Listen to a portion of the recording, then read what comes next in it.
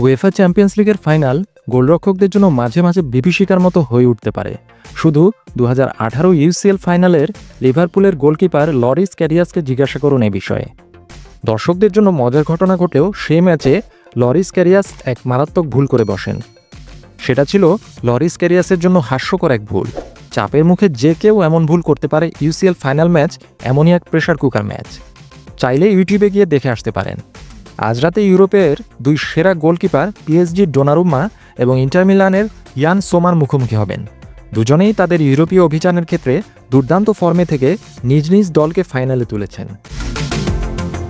Gianluigi ডোনারুম্মা এই মৌসুমের knockout পর্বে অসাধারণ এক গোলকিপার হিসেবে কাজ করেছেন পিএসজির পক্ষে।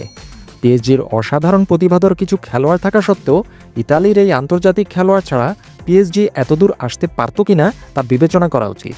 ডোনারুম্মা শেষ রাউন্ড অফ 16-এ অ্যানফিল্ডে লিভারপুলের বিপক্ষে জয়ের ম্যাচে পেনাল্টি শুটআউটের নায়ক বনে গিয়েছিলেন। আর কোয়ার্টার ফাইনালে ভিলা পার্কে অ্যাস্টন ভিলার বিপক্ষে দুটি দর্শনীয় সেভ করে দলকে বিদায়ের হাত থেকে বাঁচিয়েছিলেন। তবে সেমিফাইনালের জন্য হয়তো তিনি তার সেরাটা বাঁচিয়ে রেখেছিলেন, কারণ তিনি আর্সেনালকে টুর্নামেন্ট থেকে বিদায় করে দেওয়ার জন্য কমপক্ষে 4টি অসাধারণ সেভ করেছিলেন পিএসজির হয়ে। এদিকে ইয়ান সোমা নিঃসন্দেহে সিরিয়াতে সেরা গোলকিপার। এই চ্যাম্পিয়ন্স লিগের দৌড়ে তিনি 7টি ম্যাচে ক্লিন শিট রেখেছিলেন এবং 8টি লিগ পর্বের খেলায় মাত্র 1টি গোল হজম করেছিলেন। বার্সেলোনার বিপক্ষে সেমিফাইনালের সেই মহাকাব্যিক দ্বিতীয় লেগে এক অসাধারণ পারফরমেন্স করে দলকে জিতিয়ে মিউনিখের ফাইনালে নিয়ে এসেছেন ইয়ান সোমার।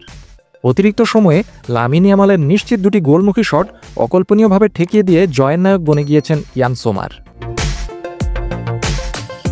যদি এই দুই গোলকিপার জার্মানির মিউনিখে তাদের সেরা অবস্থানে থাকে আজ রাতের ফাইনালে, তবে তাদের হারাতে সত্যি বিশেষ কিছু করে দেখাতে হবে। ডোনারুম্মা অথবা সোমার যদি ম্যাচ সেরা খেলোয়াড়ের পুরস্কার নিয়ে চলে যান, তাহলে অবশ্যই অবাক হওয়ার কিছু থাকবে না।